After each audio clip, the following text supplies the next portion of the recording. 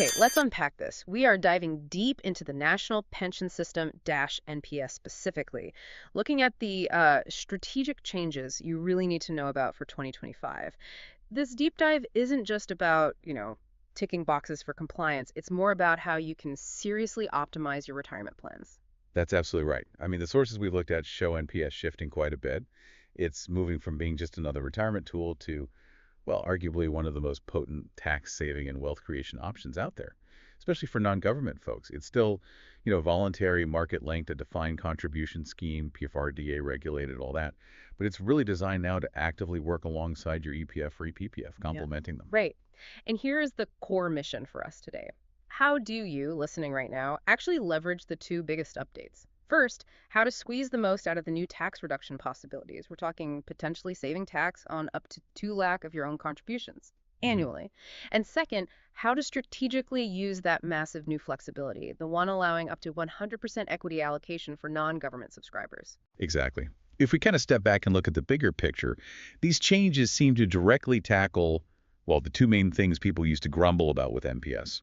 The limits on equity exposure, holding back potential returns, and maybe the confusion around maximizing tax benefits beyond that standard 1.5 lakh limit. So they've basically fine-tuned the risk reward setup. Seems like it. They've optimized it, yeah. Okay, so here's where it gets really strategic. I think especially for those of you, trying to figure out the tax filing each year, we should probably focus less on the rules everyone knows and more on the exclusive advantages NPS offers now.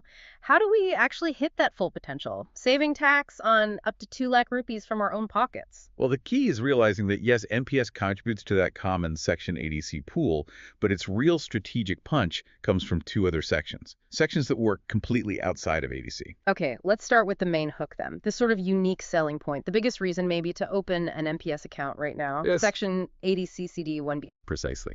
Yeah, this is the absolute crucial one. It's that extra additional deduction, up to 50,000 euro. If you only remember one thing from this part, make it this. This benefit is only for NPS. It's completely separate from, and on top of, the regular 1.5 lakh ADC limit. Wow, okay. This is the bit that can really change your personal tax game. And importantly, you can still claim this even if you're using the new simplified tax regime. Okay, so that's a guaranteed 50,000 reduction potential right there. Then you use Section 80 CCD1 for your contributions up to 1.5 lakh, which, okay, that's shared with PPF, insurance, and so on. But that already gets us to the 2 lakh potential from our own money. Now, what if you're salaried? Can you push it even further? Yes. That's where the third strategic lever kicks in. Section 80 CCD2. Hmm. This is the employer's contribution. And this is vital because the amount your employer puts in is deductible for you, the employee, but it doesn't touch your 1.5 lakh ADC limit or your special Euro 50,000 NPS limit. Hold on. So you could potentially save tax on 2 lakh of your own money plus whatever your employer contributes, which is what, up to 10% of salary for private sector? Yep, 10% of basic plus DA for private sector, or even higher, 14% if you happen to be a central or state government employee. Yeah. It's a really powerful combination. Yeah, quite something. It really is. So the strategic play here is, first, make sure you max out that unique 50,000 under 80 CCD 1EB. That's priority one. Second, definitely talk to your HR department. See how you can leverage that 80 CCD2 employer contribution. It's often missed, but it's incredibly effective for tax saving. Good advice. And just to be super clear, because this trips people up sometimes, we're only talking about Tier I accounts for all these tax benefits, correct? Absolutely, yes. Tier I is the main retirement account. It's Yeah. long-term, has lock-ins, and that's the one that gets you all these tax deductions we've been discussing. Tier 2, well, it exists. It's like a voluntary savings account linked to your NPS, very liquid. But crucially, no tax deductions on contributions there. So for tax planning, it's really Tier I you need to focus on. Right. Tier 2 is more like a side pocket, less strategic for this discussion. Exactly. Okay, so moving from saving tax to actually, growing the money. This is where the 2025 rule changes really seem to shake things up for NPS. The ability for non-government subscribers, so that's private sector folks, self-employed individuals to put up to 100% of their contributions into equity, starting October 1st, 2025. That sounds huge. It really is a fundamental shift in the conversation, I think. Before, you had that general cap, which sort of limited your growth potential, especially if you were young. Now, if you've got a long time horizon, say 20, 30 years, this means you can potentially build a really high growth portfolio, something that aims to beat inflation. Yeah. And it carries that unique NPS tax advantage wrapper. So we're talking potentially aiming for those higher returns, maybe Yeah. 9%, 10%, 12% historically from equities. That would seriously boost the compounding effect. That's the potential, yes. Yeah. It allows you to harness equity growth much more aggressively within the NPS structure. But hang on. Doesn't putting 100% into equity make it super volatile? Isn't it basically just turning NPS into another high-risk mutual fund? What's the catch, especially since it's government regulated? That's a fair question, a really important one. The difference, I'd argue, lies in the structure. Yes, you're getting that high growth potential, but it's combined with the inherent lock-in nature of NPS. Remember, this money is primarily for retirement. Ah, so the lock-in provides the discipline. Sort of, yes. It discourages knee-jerk reactions to market dips, which is often where investors lose out. Plus, this 100% equity option isn't just wide open. It's offered through specific, designated high-risk scheme variants managed by the pension funds. It's not a free-for-all. Okay, that makes sense.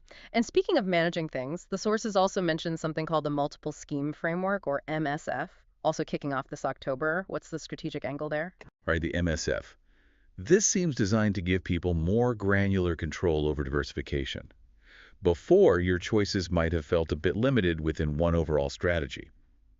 Now, under your single PRN, that's your permanent retirement account number, you could, in theory, run multiple schemes side by side. Like what? Give me an example. Well, you could maybe have one part of your NPS money in a very aggressive 100% equity scheme, and at the same time have another chunk in a super conservative scheme, maybe focus purely on government bonds, GSECs. Ah, I see. So you can actively segment your risk appetite under one NPS umbrella. That's quite flexible. It is. And the rules say pension funds now have to offer at least a moderate risk and a high risk option. Low risk is optional for them. But there is a significant catch if you're using MSF to switch between these different schemes later on. Oh, what's the catch? The sources mentioned a pretty strict lock-in. Apparently, switching between these different MSF schemes you've set up is only allowed after a 15-year vesting period or when you hit the normal exit age, like 60. 15 years. Wow. Okay, that's a long time. You really need to be sure about your chosen strategy mix if you go down the MSF route. Absolutely. It's not something you can just tweak every year. It requires serious long-term planning if you're using MSF for that kind of strategic balancing. Good to know. Now, setting aside the MSF for a moment, when you initially join MPS, you still get the basic choice, right? Manage it yourself or let them do it automatically. Correct.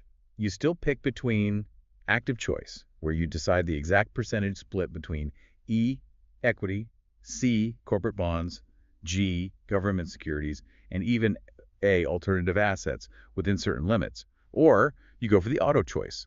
That's where the system automatically adjusts your allocation based on your age. It gradually reduces the equity portion and increases bond exposure as you get closer to retirement, aiming to protect your capital.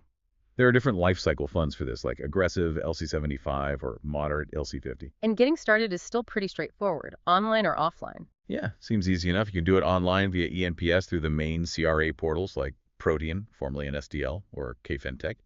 Or you can go offline to a registered point of presence, usually banks or financial institutions.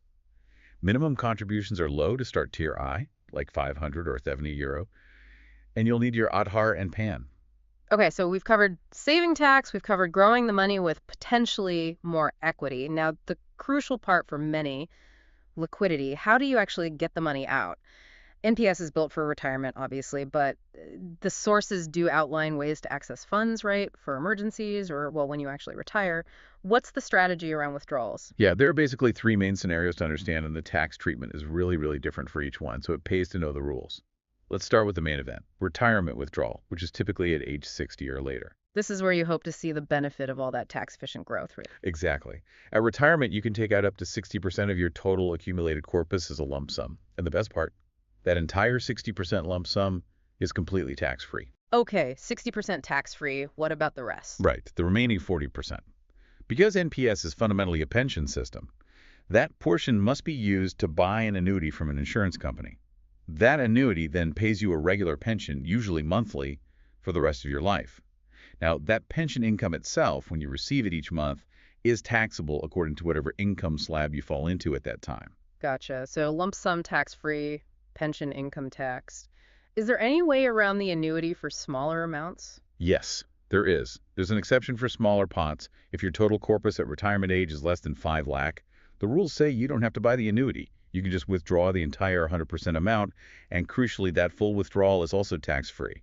So it's a helpful clause for those with smaller accumulations. Okay, that's retirement. What if life happens before then? Emergencies. People worry about locking money away for decades. That's covered under partial withdrawal. It's designed for specific, unforeseen needs. But there are conditions. First, you can only make partial withdrawals after your MPS account has been active for at least 3 years. Second, you can only do it a maximum of 3 times during the entire life of the account. And how much can you take? Is it taxed? The limit is up to 25% of your contributions only, so it specifically excludes any money your employer might have put in. And these withdrawals are only allowed for very specific reasons, things like higher education for kids, critical medical emergencies, buying or building a first house. You'll likely need proof. But the good news here is these specific permitted partial withdrawals are tax-free. Tax-free. Okay. That's useful for genuine emergencies. Now, the trickiest one, what if someone absolutely needs to get out completely before age 60? Right, that's the premature exit. This is generally possible only after you've been in the scheme for a minimum of 10 years. And because you're essentially breaking the long-term retirement contract, the rules are much stricter and, frankly, less favorable. You're only allowed to withdraw a maximum of 20% of your total corpus as a lump sum. And here's the kicker. That 20% lump sum is fully taxable according to your regular income tax slab in the year you withdraw it. Ouch. Taxable lump sum. So they really penalize you for early exit. What about the other 80%? That remaining 80% still has to be used to buy an annuity. So you're forced into a pension, likely a smaller one because the pot is smaller and you're younger, and the bit you could take as cash gets taxed. So the system really, really discourages early exits by making it financially quite painful. It reinforces that this is meant for retirement. Exactly. It's structured that way deliberately. The only small relief here is, again, for very small corpus amounts. If your total accumulated amount is less than 2.5 lakh at the time you opt for premature exit, then you can withdraw the whole 100%, and in that specific small corpus case, it would be tax-free. Okay, so small amounts get a pass, but otherwise premature exit is costly. Good to know the specifics. Hashtag tag outro. So if we try and kind of synthesize all these strategic points we've discussed, Yeah. NPS in 2025, especially with these upcoming changes, it really does look like an incredibly compelling retirement tool now. More than ever, maybe. Right. You've got that unique 50,000 extra tax deduction, the potential to leverage employer contributions on top of that, and this new 100% equity option for non-government folks. It creates a pretty powerful engine for growth, wrapped in tax efficiency. Yeah, the lesson seems really clear from the sources, doesn't it? Start early. That compounding effect. It's just unparalleled. Every single year you delay has this massive ripple effect down the line. It really does. I mean, the sources highlighted a pretty stark calculation. If you're, say, 25 right now, and you put off starting NPS, maybe wait just 10 years until you're 35, even contributing something modest like $5,000 a month, that 10-year delay could potentially cost you over 1 crore rupees in your final retirement corpus. It's staggering when you look at the numbers. 1 crore, just from waiting 10 years. Yeah. Wow. The time value of money, combined with these newly boosted tax benefits and the higher growth potential, it makes waiting incredibly expensive. And don't forget the basics, like making sure you put in the minimum $1,000 a year to keep the account active. Automating contributions is probably the best way to ensure that. Absolutely. So I guess the final thought to leave you with, based on everything we've explored, is this. If the tax benefits are now better than ever, the investment flexibility is maximized, especially with that 100% equity option, and the sources clearly show the huge financial risk of delaying. What really is the strategic cost of you waiting even one more day to get your NPS strategy optimized?